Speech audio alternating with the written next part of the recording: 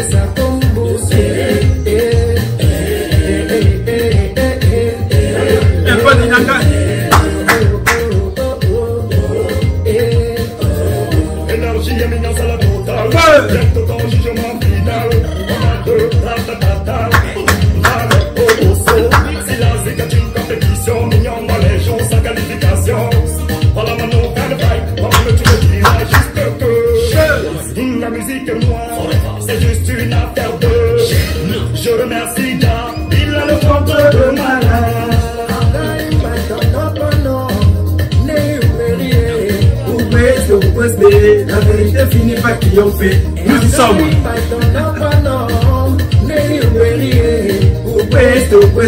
La vérité finit par triompher.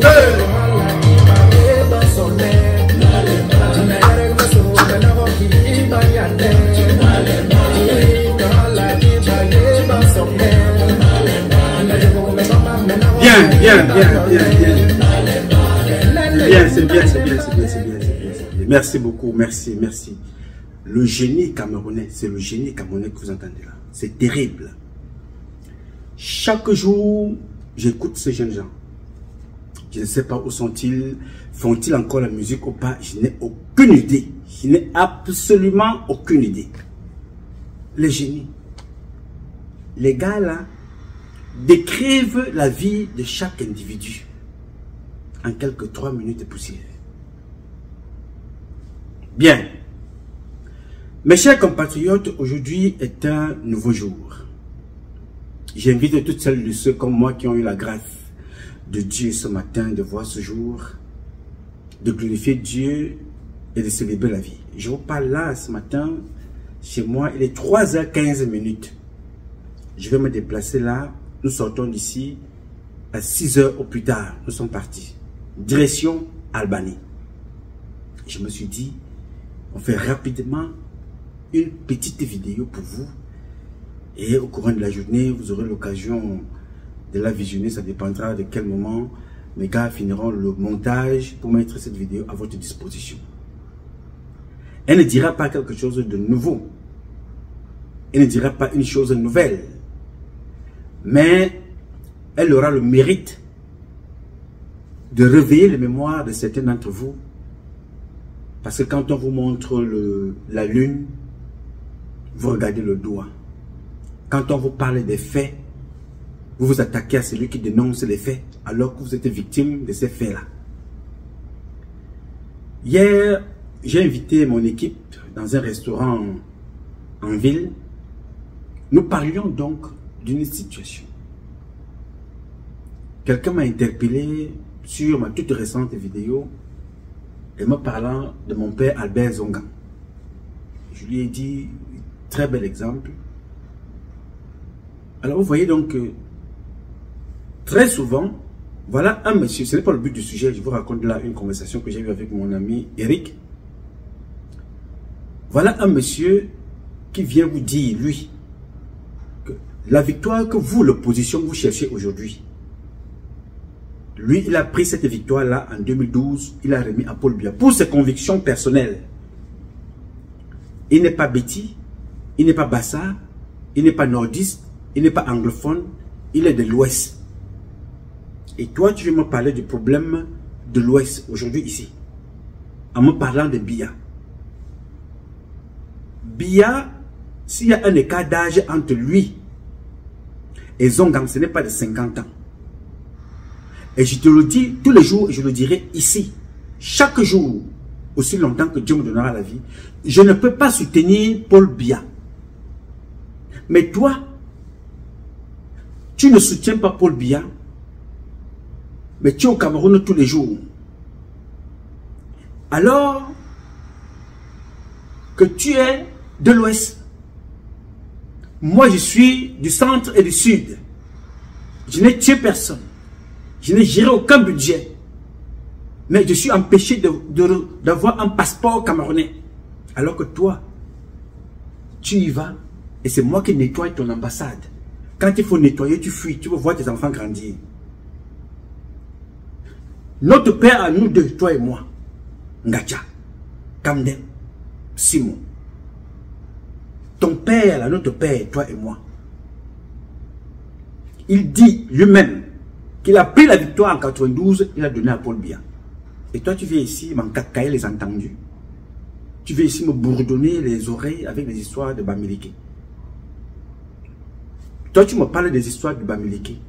Je te parle des histoires du Cameroun. Donc, Paul Biya est le premier responsable.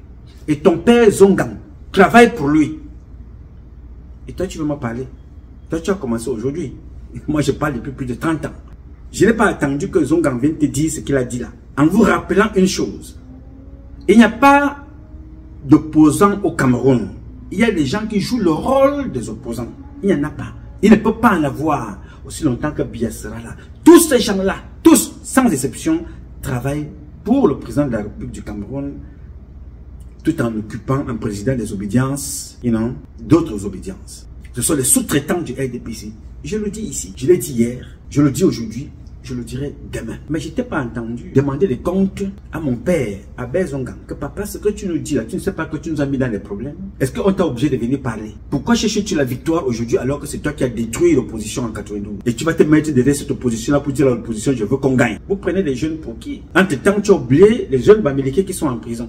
Les jeunes Bassa sont en prison. Les jeunes Betty sont en prison à cause de ce que vous avez fait en 92. Alors moi, je ne suis pas dans vos histoires, mon jeune frère. Je ne parle ni pour un Bamileke ni pour un Betty parce que ce que je vais vous te dire aujourd'hui, là maintenant, il faut ouvrir tes oreilles. Ça concerne mes parents de Mvomeka, de Samblima, de Moyomosala, les Boulous, qui ont pour seul diplôme, pour la plupart d'entre eux, neveu de Paul Biya. Qui ont pour seul diplôme, nièce de Paul Biya. Vous les voyez tous les jours ici. Et moi, je suis de cette région-là, Betipenanga. Une région qui a tué toute la jeunesse camerounaise. Toute la jeunesse camerounaise. On réfléchit aujourd'hui dans le sud par l'anus. On prend les docteurs, on met de côté. Vous avez suivi le scandale qui s'est passé avec un docteur à l'université. Un docteur que vous voyez sur les plateaux télé. Il est du sud. Parce que Femme Ndongo n'aime pas sa tête.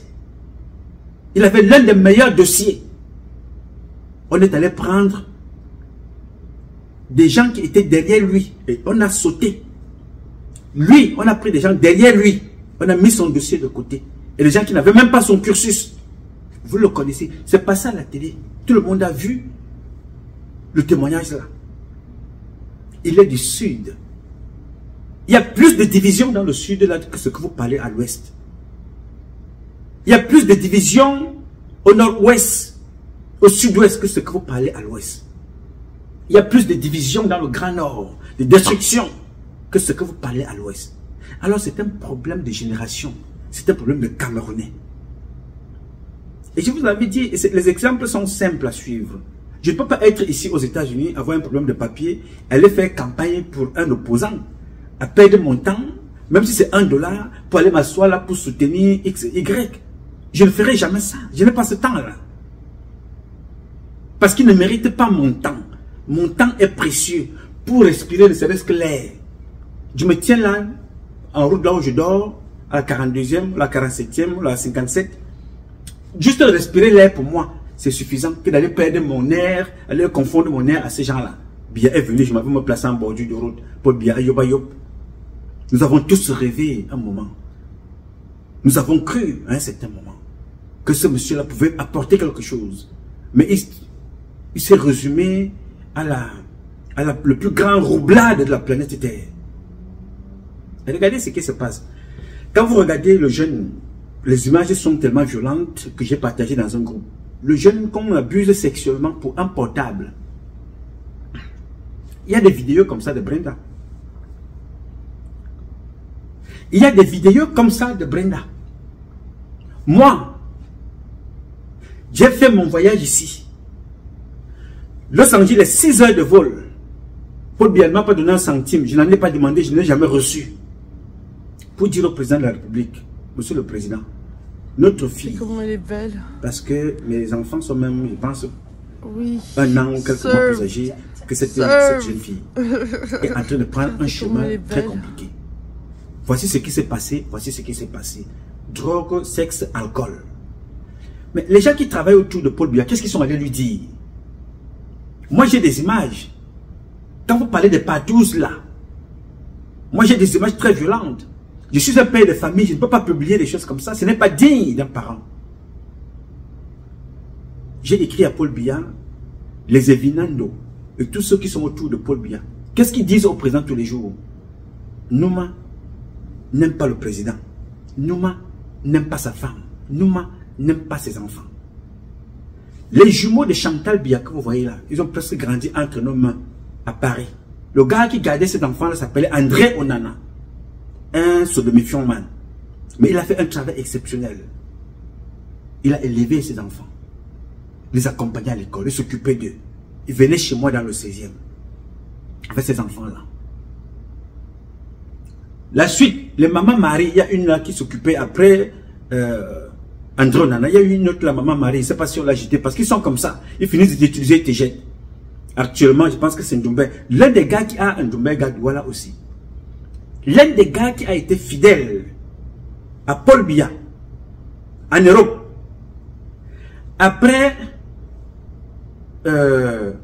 Kéchanke, le précepteur du Cameroun à Washington, non, à Paris. Le précepteur du Cameroun à Paris s'appelle Kéchanke. C'est un homme loyal et fidèle à Paul Biya.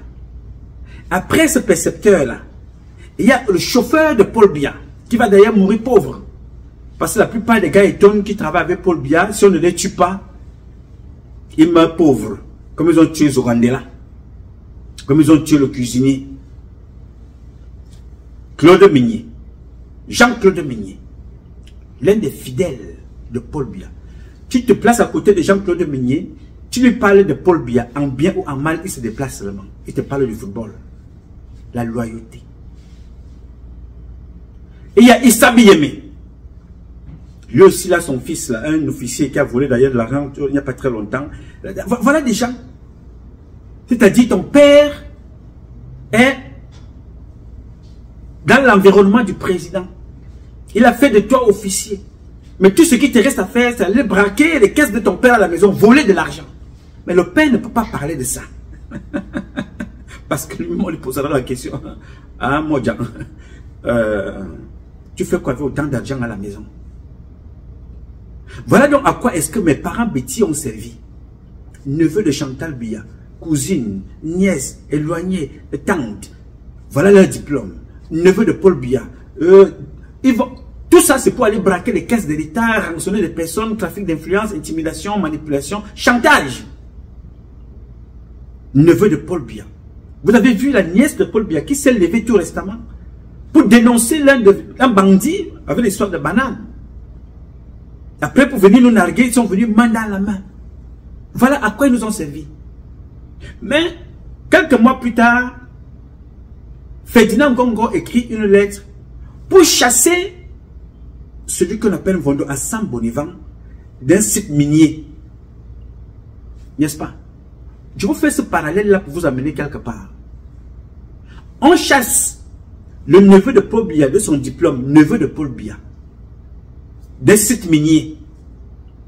Mais pour donner les sites miniers au Cameroun à des Chinois à qui ils ont donné la nationalité camerounaise. Vous voyez un peu? Lui, son diplôme, c'est le neveu. Les autres, ils prennent la nationalité, ils donnent aux étrangers. Et on les donne des sites miniers, le peuple camerounais. Et vous allez vous attaquer aux Bamileke. Les Bamileke vont s'attaquer aux Bétis. Pendant ce temps, ce sont les Chinois qui viennent s'empiffrer. Est-ce que ça, sont les premiers? Souvenez-vous de l'affaire Glencore. Oui, alors les affaires de corruption au Cameroun ces dernières années, on en a énormément. On a l'affaire Covid-Gate, il y a ces affaires de ligne 94, il y a le scandale du complexe sportif d'Olembe, vous avez certainement entendu parler de cette affaire, et Glencore, tiens. Glencore, et même le stade de Garoua. De Garoua. Alors, Glencore, tiens, Glencore c'est pratiquement votre dossier, et là encore, vous avez énormément... Je suis sur le dossier Glencore depuis 2018. Alors, parlez-nous du dossier Glencore. Beaucoup n'arrivent pas à comprendre de quoi il est vraiment question. On sait tout simplement que Glencore, c'est un géant anglo-suisse de l'Ouest. De quoi s'agit-il et quel est le lien avec le Cameroun? C'est une simple affaire de pot de vin. C'est pas compliqué. Oui. Je tombe sur ce dossier en 2018. Oui. Dans un journal anglais, où Glencore refusait de remettre certains documents. Et j'ai lu que Glencore était suspecté d'avoir versé de pots de vin à plusieurs pays africains. Je me suis dit, tiens, le Cameroun, Glencore est ici. Dans où on parle, il a son siège à Douala. Il a, je crois, des blocs qu'il exploite. Je me suis dit, ça c'est intéressant. J'ai commencé à suivre ça. Je t'en ai pas parlé parce que bon, on a dit des États africains. J'ai donc commencé à suivre petit à petit. Et puis les Américains, les Anglais, ont réussi à retourner l'ancien employé de Glencore. De Glencore, oui. Qui a donc tout dévoilé. Voilà donc. Glencore, pris au piège, a donc changé tout son personnel, dirigeant, toute l'équipe dirigeante, n'est-ce pas? Et maintenant, je dis être un nouveau Glencore. Ça, j'ai mes doutes là-dessus. Mais en tout cas, en ce qui concerne le Cameroun, entre 2011 et 2018, des pots de vin ont été versés de la façon la plus banale, en espèces ou en chèque. Dites-vous bien. À qui? C'est ça la question. Mais en tout cas, déclaré devant les juridictions américaines et anglaises aux fonctionnaires camerounais. C'est-à-dire que les patrons de Glencore sont passés aux aveux. Ils ont dit, nous avons donné l'argent aux fonctionnaires camerounais et ils vont plus loin. Et ceux de la SNH et de Sonara. Donc ils ont cité deux institutions, SNH. Mieux encore. Ah bon? Ils ont dit, notre agent au Nigeria a loué un jet privé pour venir remettre des espèces aux gens de ces sociétés-là au Cameroun. Est-ce qu'on a une idée de combien à peu près ont été reversés à quelques Happy Fuse? Mais Happy Fuse, j'aime ça. Je ne sais pas s'ils sont Happy Fuse maintenant, mais en tout cas, je pense que je pense qu'on est environ dans les 16 milliards. Je vais me tromper sur les chiffres. 16 milliards de francs CFA. Mais en tout cas, il y avait un comptoir en Suisse où les gars prenaient des espèces.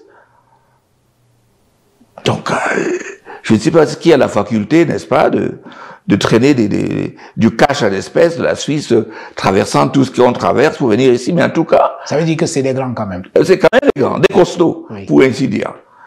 Et dites-vous bien, si vous prenez des espèces, vous louez un avion au Nigeria, vous atterrissez au Cameroun, il vous faut une autorisation pour atterrir. Oui. Vous sortez des ballettes d'argent, il y a une douane. Et vous transportez au destinataire. Comment ça s'est passé? Qui sont les gens? Et depuis, je me bats. Je pensais que j'étais proche d'avoir quelques noms. Oui. Mais si ficelé, j'entendrais que Glencore aurait été menacé de ne rien dire. Si c'est osé parler, bon, ils verront. Alors, et même devant la justice américaine, ils n'ont rien dit? Ils n'ont pas. Ils ont seulement signé que, à la demande d'une enquête des pays concernés, ils acceptent de coopérer. Donc, il suffit simplement que l'État du Cameroun demande à Glencore à qui vous avez payé pour que Glencore balance. Oui. C'est aussi simple que ça. Oui. Si vous partez à Glencore, dites-lui que vous avez payé. Je travaille dans ce sens à la RDC. Donc c'est aussi simple que ça. Est-ce que vous êtes choqué à Keremouna que cela, jusqu'à présent, n'ait pas fait l'objet d'au moins une enquête par la justice camerounaise jusqu'à présent? Choqué au début, mais maintenant, vous savez, on peut demander aux poissons de se briser. Écoutez, le fait que ça ne démarre pas prouve que ceux qui sont concernés contrôlent ce processus. Oui. C'est tout ce que je peux dire. Sinon, n'importe qui va sauter sur l'occasion. Le texte est là, les gars ont signé et dit, si on nous demande, nous disons. Mais personne ne leur demande. J'ai dénoncé, j'ai écrit à la CONAC une première lettre, une seconde, ils n'ont rien dit, mais ils me répondent finalement, je crois après 3 mois, ils disent qu'ils me remercient et me félicitent pour l'esprit de coopération et tout. Mais jusqu'à ce jour, personne, je dis bien, personne ne m'a demandé, mais de quoi parlez-vous? Oui. Qu'est-ce que vous avez comme document? Comment pouvez-vous nous aider? Alors, vous êtes, je l'ai dit tout à l'heure, votre métier c'est avocat et vous travaillez énormément à l'international. Est-ce qu'il y a un moyen, à défaut d'obtenir la coopération des autorités camerounaises qui visiblement sont trempées dans cette histoire, est-ce qu'à l'international, il est au moins possible de faire pression sur le Cameroun pour que ceux qui ont bouffé l'argent de Glencore soient enfin dénoncés publiquement? Mais ça, c'est une question, je pense, très actuelle. Oui. C'est bien que vous la posez. Parce qu'il y a maintenant un mouvement pour la création d'une cour internationale pour les crimes économiques. Oui. Cette instance, et ça ne va pas mettre du temps, hein, cette instance à lui pourra, n'est-ce pas, débusquer ces personnes qui pensent se cacher. Donc, à défaut d'être... ça ne sera pas aujourd'hui, ça ne sera pas demain, mais ils ne vont pas se cacher longtemps. Oui. Ils ne vont pas se cacher parce que c'est impossible. Et puis aussi pour notre pays quand même, cher ami, que on raconte dans la presse, comme en Amérique latine, chez les vendeurs de drogue, qu'on vienne avec des espèces pour payer des gens, pour avoir des marchés. C'est quand même gros, hein? C'est quand même gros. C'est quand même gros. Moi, je suis maintenant en train de chercher à voir les dates où les avions sont arrivés. Si j'ai ça, je vais commencer à voir qui a obtenu l'autorisation. Et si j'ai ça, on va petit à petit, on va recouper. On va trouver quelqu'un qui était là, qui a su, parce que c'est quand même beaucoup d'étapes, beaucoup d'intervenants pour que ça puisse rester caché. Dans l'affaire Glencore, Maître Keremouna a de nouveaux éléments. L'avocat a su que les chiffres des décotes relatives à la vente entre 2017 et 2020 de pétrole aux sociétés de négoce Glencore et Vitol ont été falsifiés. En effet, alors que la Société nationale des hydrocarbures SNH indique aujourd'hui avoir fait respectivement des rabais de 35 et 15% au cours de ces transactions avec Vitol et Glencore, Maître Keremouna crie à l'ANAC, car dans le rapport entre les mains de l'Initiative pour la transparence dans les industries extractives ITIE, il est fait mention de 70% pour Vitol et 30% pour Glencore. Voilà les fameux 30% dont je parle tout le temps. Quand je repars maintenant, si vous partez sur le site aujourd'hui, 15%. Les accusations de l'ancien bâtonnier reposent sur la modification des données répertoriées sur le site de l'entreprise. Si moi je n'avais pas eu les captures d'écran en septembre de l'année dernière, ben, tout ce que j'aurais à voir, c'est parti sur le site avec les chiffres d'aujourd'hui. Mais c'est les captures d'écran qui m'ont mis sur la piste qu'il y a eu un changement dans les chiffres des décotes qui ont été publiés. Au cours de son enquête réalisée grâce à un logiciel d'archives, l'avocat a su que les modifications ont été opérées les 11 et 13 juin 2024. Il postule dès lors que des pressions auraient été réalisées sur la SNH. Si Glencore, effectivement, a eu un décote, comme au monde là, peut-être de 14 ou 15%, à un moment donné, il commence à se dire, écoutez, moi, je n'y suis pour rien. Et il va mettre la pression sur la SNH pour dire, vos chiffres là, c'est parce que j'ai reçu. Et pareil pour Vitol. Il doit mettre la pression, maintenant que c'est une affaire dont parle tout le monde, que vraiment, vos histoires là, moi je ne connais pas 70%. De son côté, la Société nationale des hydrocarbures s'est fendue d'un communiqué le 14 août dernier. Dans le dit document, elle assure avoir vendu 400 000 barils de pétrole à la société Vitol avec 34% de décote. La SNH assure par ailleurs que ce rabais avait été effectué à cause de contraintes de stockage. C'est une honte nationale. Aker Emouna qui demande d'être aujourd'hui candidat. Une imposture totale. Il est venu dénoncer ça. C'est très grave que des personnes bradent le patrimoine des richesses du Cameroun. Aker Emouna est le seul qui dénonce ça. Mais qu'est-ce qu'il a fait par la suite? Classé sans suite. Il a fait sa part. Il passe, il dit voilà, je vais aller concourir avec les mêmes personnes qui bradent les richesses du Cameroun. Et ces gens-là sont allés à Londres. Dit que donner des milliards là-bas pour que le procès n'ait pas lieu. Qu'on reporte le procès le plus tard, le plus longtemps possible. En attendant Moudi qui va mourir. Ou la femme de Moudi qui va mourir. Ou Paul Biya va mourir. Mais ceux qui ont bradé le Cameroun continuent à être là. Ferdinand Gongo et la même bande de Nanga. Et toi, tu veux me parler des problèmes de Bamileke ici? Bamileke, c'est qui? C'est un fils de la République. Betty, c'est qui? Ce sont les enfants de la République. Où sont-ils? Que font-ils? Ils vivent dans la poubelle et la merde, les Chinois s'empiffrent. Vous venez vous asseoir ici, vous parlez de l'histoire de Bamileke. Voilà le seul diplôme que mes frères du Sud ont. Vous avez suivi dans le magazine là tout récemment l'affaire Glencore. C'est-à-dire, pour les distinctions qu'il y a entre eux, il y a un événement qui se passe à Kribi. Ngongo Ferdinand instrumentalise à Tanganji. De demander à Tanganji, les notes sont là, hein. Eux ils disent qu'ils écoutent les personnes. Moi je n'écoute pas les gens, mais leurs notes ça vient par les oranges et ça me trouve ici.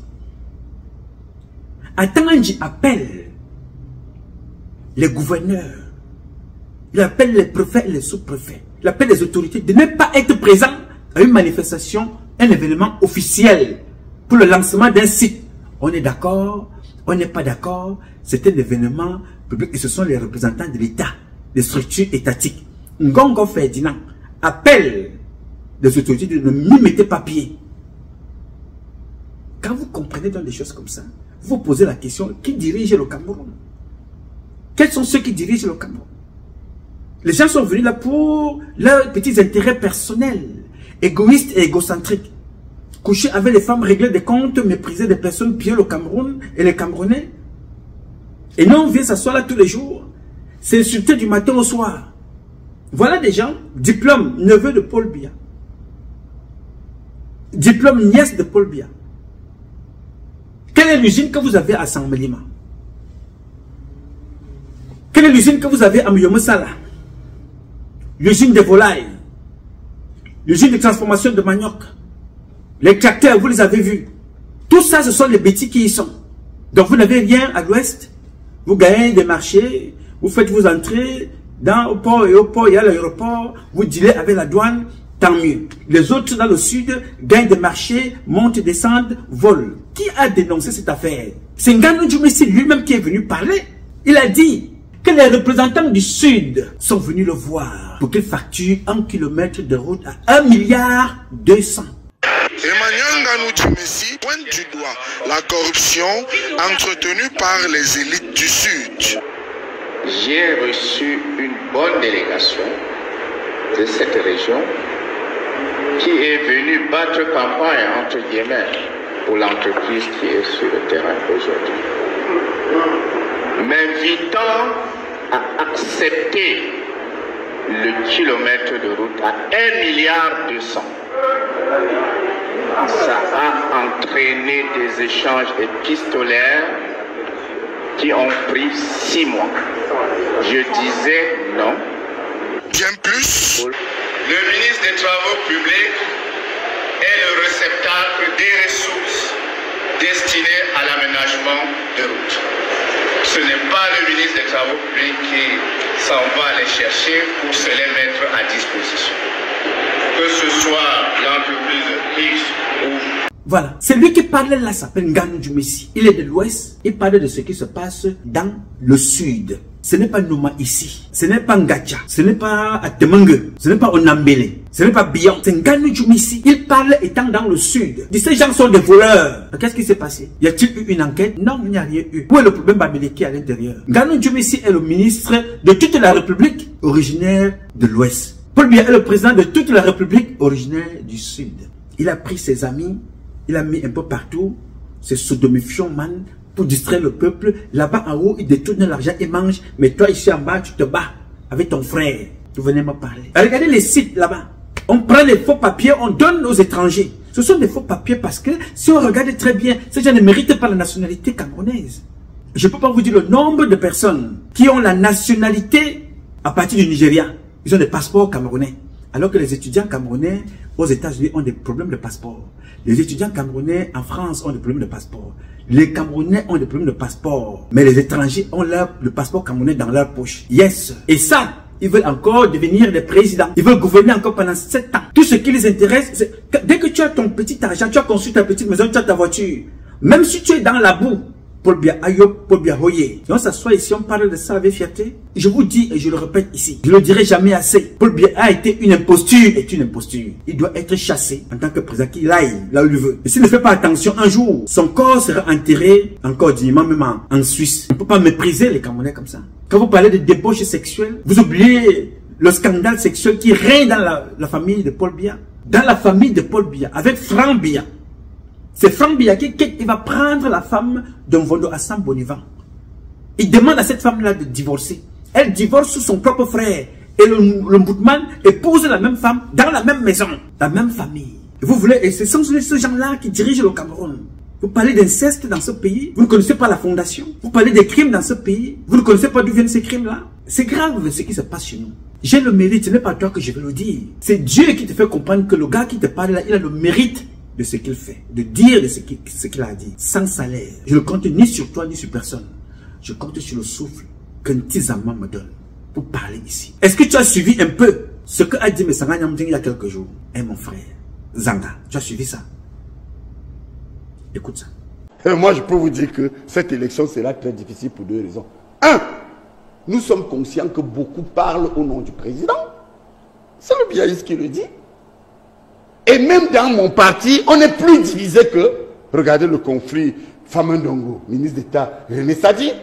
Je ne veux pas vous citer la déchirure qu'il y a dedans.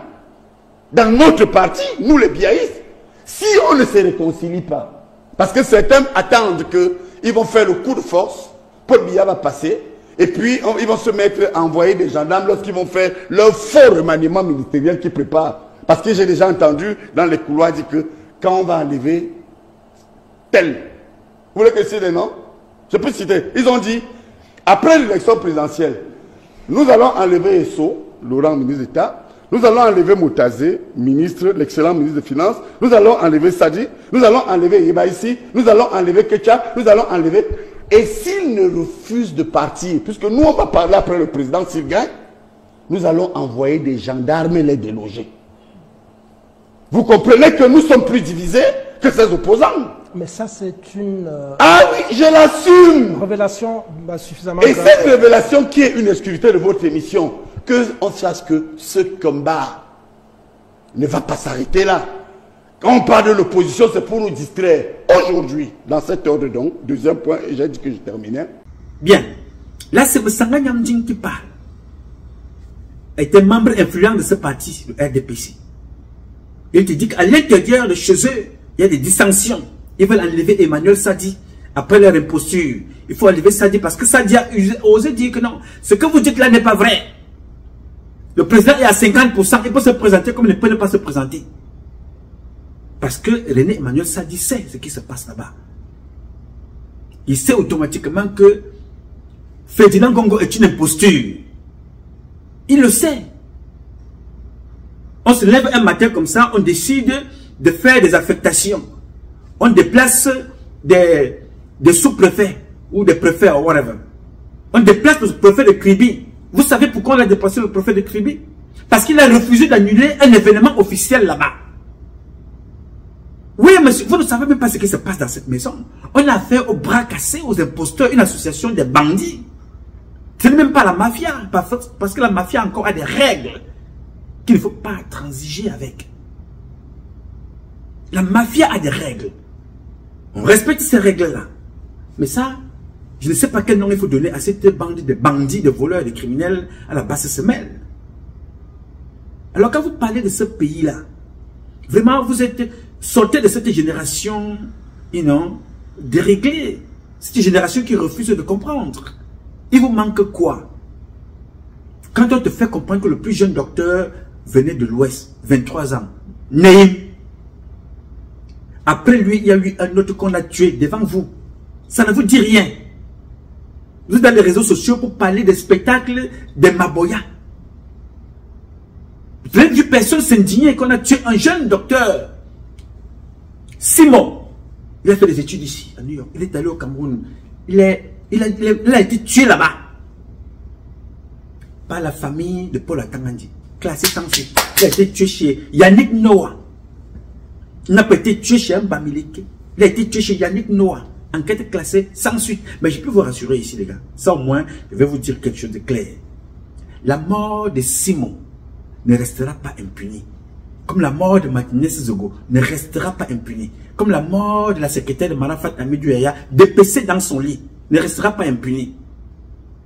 Donc aussi longtemps qu'on ne se débarrasse pas de ce système, vous allez continuer à faire votre petit cinéma avec des opposants à la basse semelle qui votent des élections et qui viennent pleurnicher par la suite, qui travaillent pour ce système-là et qui viennent pleurnicher par la suite et vous envoient vous mourir. Vous êtes des bruitiers, les gars. Arrêtez de faire de bruit. Arrêtez ça.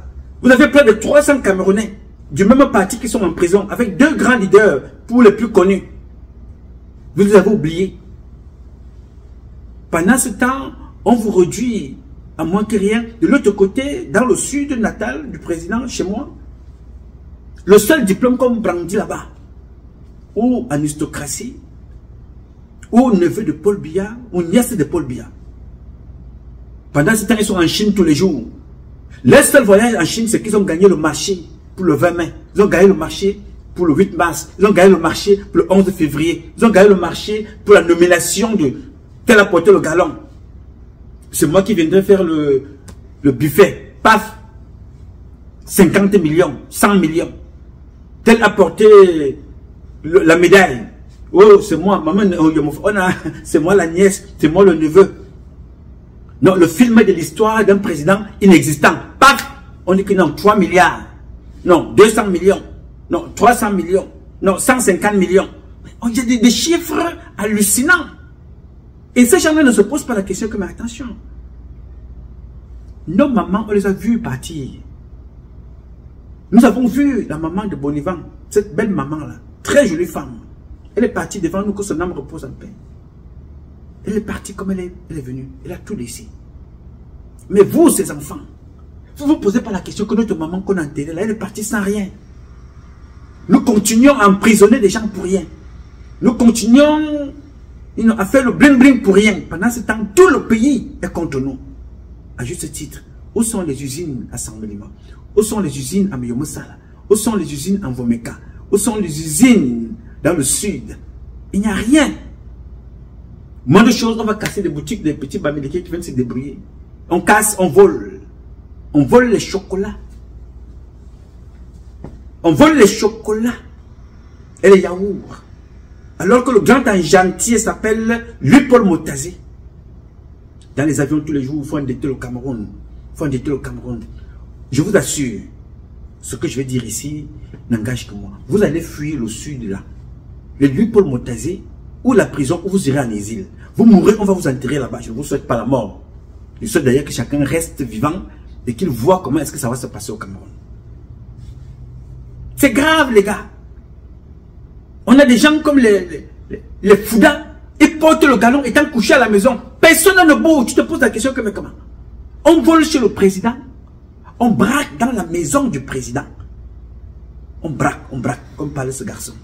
La présidence de la République du Cameroun a été cambriolée le week-end dernier, selon un communiqué du directeur du cabinet civil du palais d'Etoudi, résidence officielle du chef de l'État. Des individus non identifiés se sont introduits dans le bureau du directeur du cabinet civil de Paul Biya, Samuel Mvondo Ayolo, pour voler des documents confidentiels. Une histoire de cambriolage rare dans les palais présidentiels du monde qui suscite encore de l'étonnement. Je vous invite à regarder cet élément de Raoul Christophe Biya.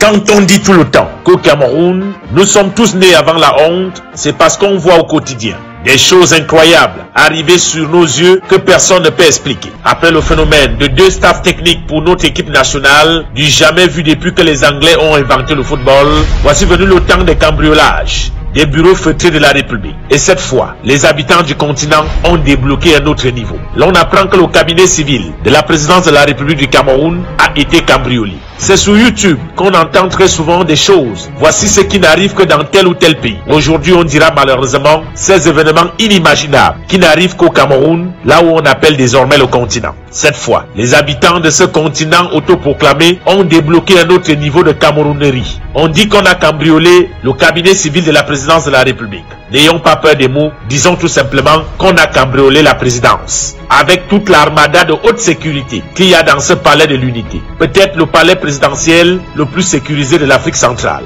Ces cambrioleurs étaient-ils incarnés en oiseaux de l'horreur, dit les hiboux, ou portaient-ils des culottes aux bombes? Ou alors c'est tout simplement un canular. On aurait bien aimé que ça en soit un. Mais hélas, le continent est vraiment inexplicable. Comprenons-nous très bien et cessons de faire semblant. Cambrioler le bureau du ministre directeur du cabinet civil de la présidence de la République du Cameroun, c'est cambrioler Paul Biya lui-même. On dit que cela cherchait un document confidentiel. En réalité, c'est la nudité du président qu'il voulait. Ces chambres des temps contemporains qui veulent de nouveau mettre dehors la nudité de Noé.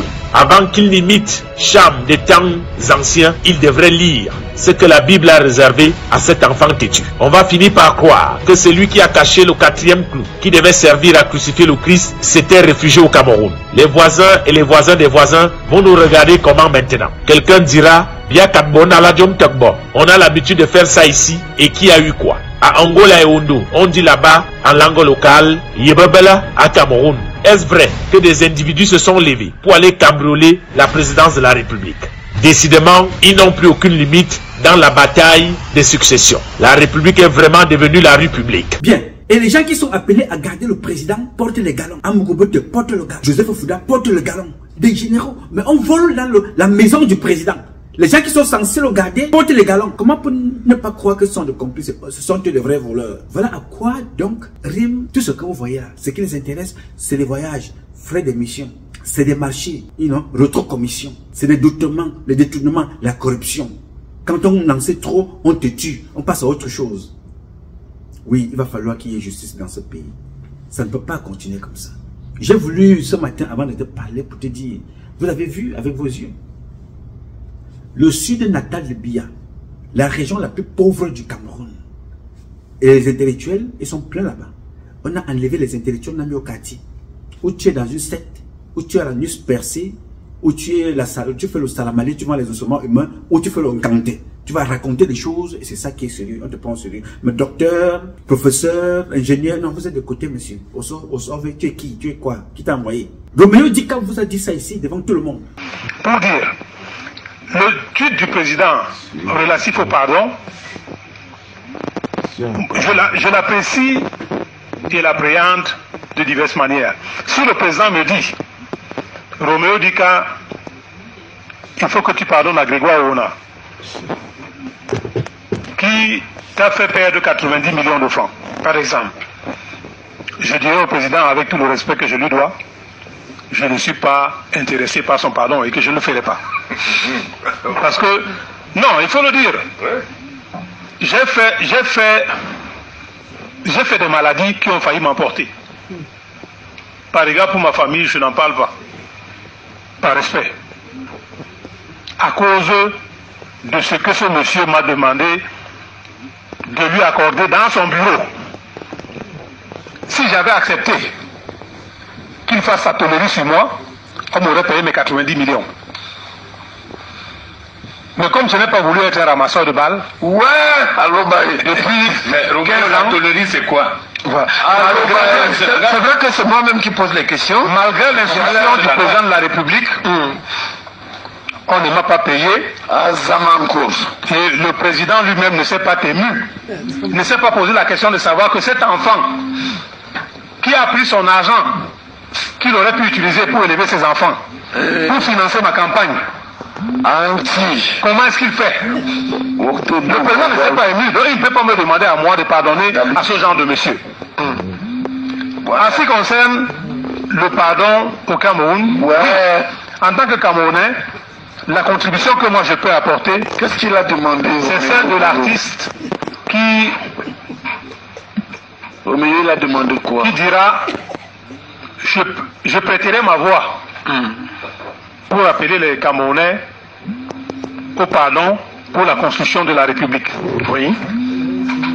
Je prêterai les fréquences de ma radio et de ma télévision, mais préalablement j'en parlerai avec mon épouse, afin que nous puissions accompagner le gouvernement dans sa volonté de mobiliser le pardon. Voilà. Il vous a fait comprendre que de quoi on a demandé de le sodomiser pour payer son argent. Il a parlé au président, le président l'a envoyé pour se promener. Les Chinois ont la nationalité camerounaise. Et c'est pour les mêmes là que les mêmes gens ont tué Dodo Ndoké. Et nous sommes là tous les jours, on raconte nos vies. Oui, monsieur. Mais je peux vous dire ici, je vais vous rassurer les jeunes. Je le dis, je le pense. Le Cameroun que vous voyez là, enlève le nom de mon ami Augustine, sera la capitale du paradis sur terre. Elle l'est. Mais il faut tout simplement qu'elle soit effective, cette capitale. Et elle se fera avec vous ensemble. Ne vous inquiétez pas, je ne suis pas pressé. Je ne cours pas après le temps de Dieu. Je fais ce que je peux, mais le temps de Dieu, c'est le temps de Dieu. Donc quand vous parlez de débauche sexuelle, c'est à la base, c'est chez le président. Dépravation sexuelle, c'est la base. La consommation d'alcool que parlait Charles Atebé, c'est à la présidence qu'on consomme le champagne. Et on veut nous raconter des discours. Quelle élection? Il n'y a pas élection. Il n'y a pas élection au Cameroun. Paul Biya va encore être nommé par ces gens, la France, accompagné par les pseudo-opposants que vous voyez là. Tous, sans exception, sont de mèche. Alors vous allez espérer gagner une élection un jour quand vous aurez le contrôle des gouverneurs, ou tout du moins quand les gouverneurs seront libres. En ce moment-là, vous serez convaincu que vous pouvez gagner une élection. Aussi longtemps que vous ne pouvez pas avoir le contrôle des gouverneurs, des maires, des préfets, aussi longtemps que vous ne serez pas capable d'avoir des policiers, des militaires, des gendarmes qui parlent pour le Cameroun et pour le peuple camerounais, ne comptez pas sur une élection quelconque. Paul Biya est un néocolon nommé par les Français qui travaille pour les Français, pour laisser les Français piller. Pendant ce temps, vous vous êtes tués à venir jouer les rigolos sur les plateaux télé, à venir raconter vos vies. Ne comptez pas sur moi. Je ne jouerai pas, je ne suis pas prêt à jouer ce rôle-là. Les applaudimètres.